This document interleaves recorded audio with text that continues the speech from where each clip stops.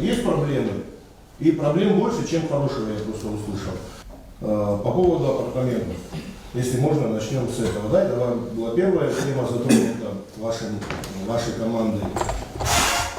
Вот я бы хотел узнать, поинтересоваться для себя, чтобы, как если можно, коротко. Самое плохое, что вы в этом видите, это тот момент, что сюда приедут люди другой национальности, и Абхазии растворятся в ней. И второе, то, что у нас будет, энергетика и так ослаблена, не хватает электроэнергии, и при этом мы вообще сядем в ноль в электроэнергии, если можно. Ну, цены уже поднялись, а недвижимость уже, было сказано и налом, уже поднялась. Если можно, коротко, вот эти два вопроса. Вот это самая большая беда. Скажем, благими намерениями, знаете же, да, куда дорога? Вот намерения озвучиваются благие, о том, что это развивать будет экономику. Хотя, честно говоря, как это станет таким толчком развития экономики, я и так считал, вроде есть экономическое образование, я пока еще не понял. Если это речь идет о том, чтобы увеличить количество людей в Абхазии кратно и создать внутренний спрос на товары и услуги, если об этом идет речь, тогда вопрос ассимиляции встает, естественно. Потому что из 240 тысяч людей, которые живут в Абхазии, по официальной статистике, нас, коренного населения, 50% с небольшим. Да? То есть, если к этому еще добавить то количество, то, что в Москве я услышал 100 тысяч апартаментов, то это вопрос тоже возникает. Плюс, не это сейчас, это еще регулируется, да, там кто-то здесь говорил о том, что можно регулировать там количество, хотя в нашей бюрократической системе, когда вот сейчас появилась информация, что он в Пицунде, извиняюсь, вы чуть-чуть растягиваете. Я вас примерно понял, что вы имеете. Еще добавлю, вот инфраструктурное ограничение. И, само собой, мы в минусе сейчас находимся, да, то есть то, что у нас сегодня есть, мы обеспечить не можем, у нас минус 50%. То есть мы и так уже в минусе. Что, в чем это минус инфраструктурно? Энергетика. Что слово энергетика не сказал. Да, и вся остальная инфраструктура, водоотведение, водоснабжение. Где-то очень хорошо, куда шли инвестиционные деньги, где-то послабее, как в городе. В этом смысле, да, вот эти вопросы. Есть момент такой.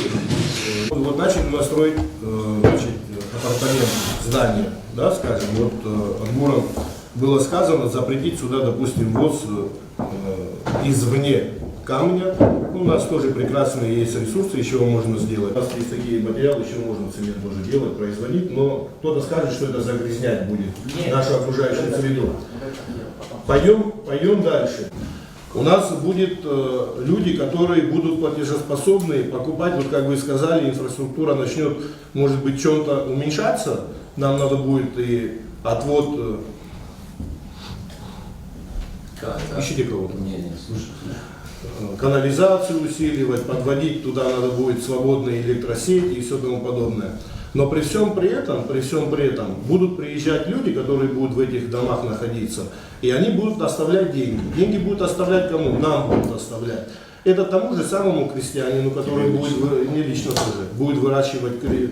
А как они нам будут оставлять? Деньги как будут, оплачивая на рынке, оплачивая в магазинах. Две секундочки, вопрос задали, я хочу ответить, я вас с удовольствием выслушаю.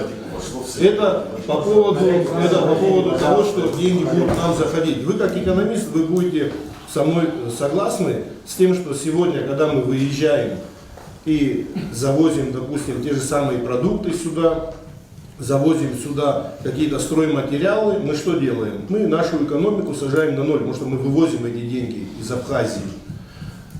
Развивать я согласен, здесь надо это все. Но мне, допустим,